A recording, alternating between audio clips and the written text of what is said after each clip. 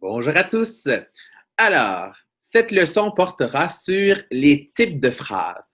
Parce que vous savez, les phrases, elles peuvent avoir différentes formes. Mais il faut toujours se rappeler que dans la phrase, il y a quand même nos constituants obligatoires, soit le sujet et le prédicat au groupe du verbe. Et il y a le groupe facultatif qui est le complément de phrase.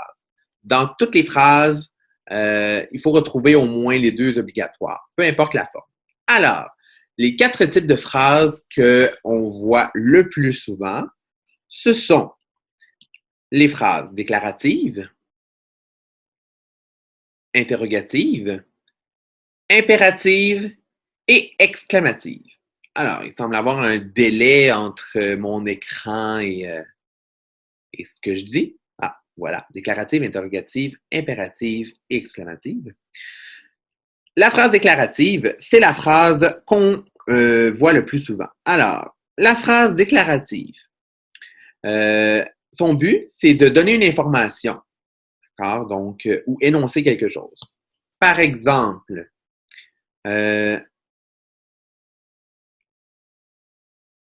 pardon, ici, les dauphins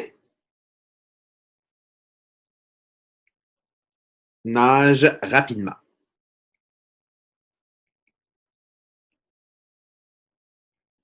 Rapidement. Alors, ici, on a notre point, comme d'habitude. Les dauphins nagent rapidement. Il n'y a rien à signaler. Mais on peut regarder encore une fois nos constituants de la phrase. Alors, on pourrait dire ce sont les dauphins qui. Dans ce cas-ci, on est en présence du sujet et nage rapidement, c'est notre prédicat puisqu'on ne peut pas déplacer rapidement. Et on pourrait l'effacer, on pourrait dire les dauphins nagent, mais on ne pourrait pas dire rapidement les dauphins nagent. Dans ce cas-ci, ça ne fonctionnerait pas bien. Donc, il fait partie du prédicat. Donc, notre phrase déclarative, tout ce qu'il y a de plus simple. Ensuite, on va à la phrase interrogative. Comme vous vous en doutez, la phrase interrogative sert à poser une question. Elle est très souvent accompagnée, pour ne pas dire toujours, d'accord, ça peut arriver, mais souvent accompagnée d'un mot de question, par exemple, comment, quoi, ou d'autres formes. D'accord? Donc, la phrase interrogative, on peut avoir un mot pour poser une question, par exemple, quel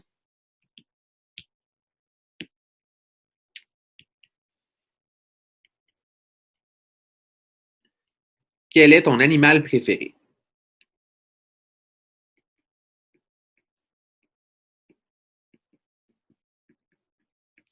Alors, ici, on a notre mot de question. Et qu'est-ce qui manque? Bien entendu, le point d'interrogation qui fait toujours partie de la phrase interrogative. Donc, il y a toujours un point d'interrogation dans une phrase interrogative. Ça, c'est notre première forme. D'accord? Il existe une autre forme où on inverse le pronom et le verbe pour formuler une question. Par exemple, si je prends une phrase déclarative, écoutez bien, je pourrais dire c'est ton ami. Ça, c'est une phrase déclarative. Par contre, si c'était une phrase interrogative, on échangerait le verbe et le pronom. Dans ce cas-ci, ça, c'est le pronom et ça, c'est le verbe. Évidemment, le pronom, c'est apostrophe, pardon. C'est une contraction de CE, donc ce. Et là, on dirait est-ce ton ami? Point d'interrogation. Dans ce cas-ci, on a échangé le CE et le est. Ils doivent être séparés par un trait d'union. Donc voilà, ça c'est la phrase interrogative. Soit le mot, où est-ce qu'on pose une question, soit inverser pronom et verbe. D'accord? La phrase impérative. La phrase impérative, c'est une phrase où on va donner un ordre ou un conseil. Donc, dans la phrase impérative, il y a toujours un verbe à l'impératif. On se rappelle, les verbes à l'impératif n'ont pas de pronom. D'accord? Si je prends, par exemple, le verbe prendre, pardon, je vais dire prends ton médicament.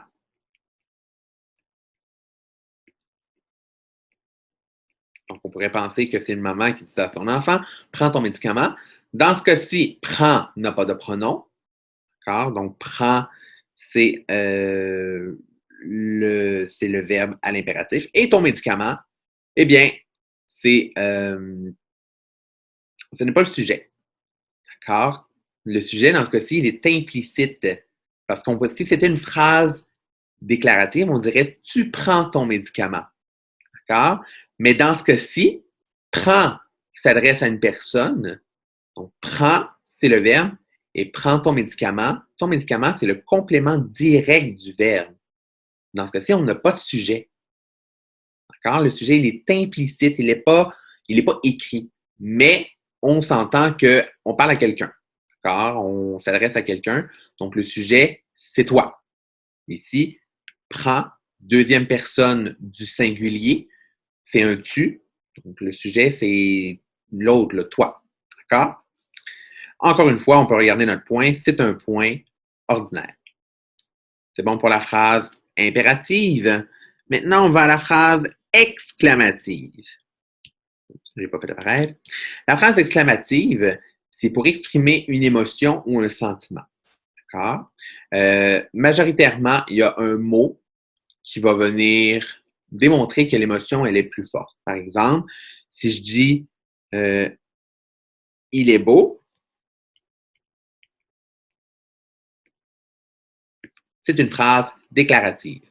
Pronom, verbe, point.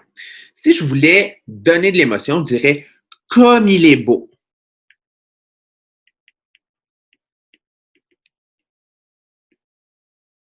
Point d'exclamation. Le point d'exclamation, il est effectivement toujours présent dans les phrases exclamatives. Et ici, on a notre mot qui vient démontrer notre émotion. Évidemment, dans des dialogues, il peut arriver où il n'y ait pas de phrase complète et qu'on ait ce qu'on appelle des onomatopées, donc des mots qui évoquent des sons. Par exemple, quelqu'un qui crie, on va dire que c'est un AH point d'exclamation. Ou encore, quand on répond sur un ton ferme, par exemple, non.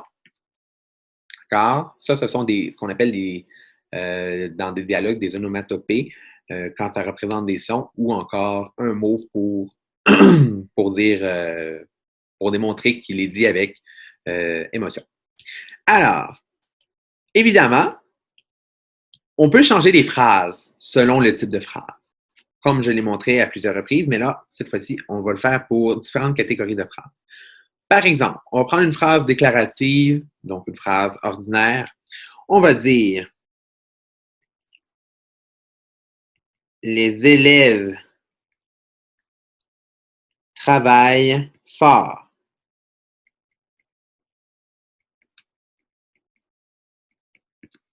Donc, si j'ai une phrase déclarative, oui, c'est ça, déclarative. Maintenant, si je veux la changer, d'accord? Si je veux la changer en phrase interrogative, je pourrais dire est-ce que les élèves travaillent fort? Ou, dans ce cas-ci, on va dire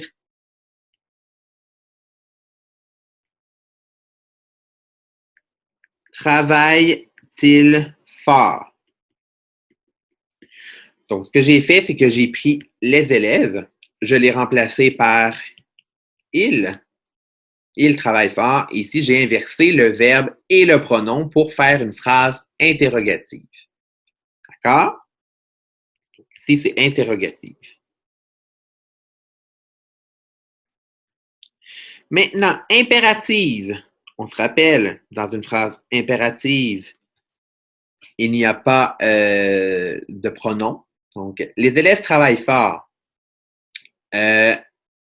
Quand on s'adresse à quelqu'un, donc les verbes à l'impératif, il n'y a pas de personne à la troisième personne du pluriel. D'accord? Il n'y a que la deuxième personne du singulier, la première personne du pluriel, donc le nous, et la deuxième personne du pluriel, le vous. Donc, dans ce cas-ci, si on voulait donner un ordre à des élèves, on dirait « travaillez fort » en s'adressant au groupe. Donc, travaillez fort, c'est à la deuxième personne du pluriel. Ça, c'est une phrase impérative. Et finalement, la phrase exclamative. Les élèves travaillent fort. Je pourrais réutiliser le comme les élèves travaillent fort. J'aimerais ça le dire souvent, ça, comme les élèves travaillent fort.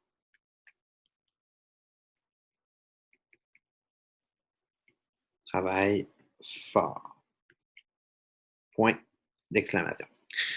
Donc, j'ai réussi à transformer ma phrase déclarative en d'autres phrases. Et évidemment, on peut aussi partir d'une autre phrase qu'une phrase déclarative pour la changer. Si je prenais, par exemple, une phrase interrogative, donc si je dis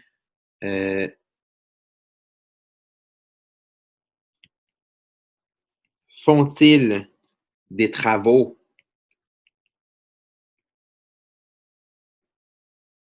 dans la rue?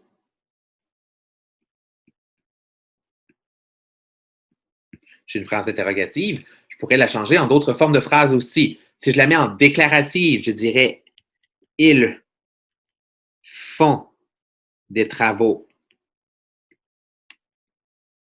dans la rue.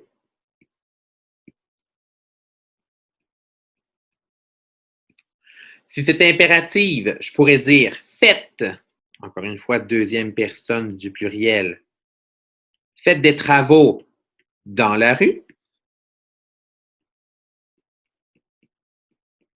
Un point ordinaire. Et si c'est exclamative, là, il faudrait que je trouve un mot pour exprimer l'émotion. Quels travaux ils font dans la rue? Quels travaux dans le sens, c'est énorme, là. D'accord? Quels travaux?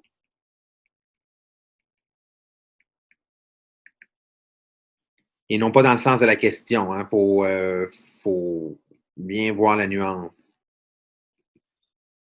Quels travaux ils font dans la rue?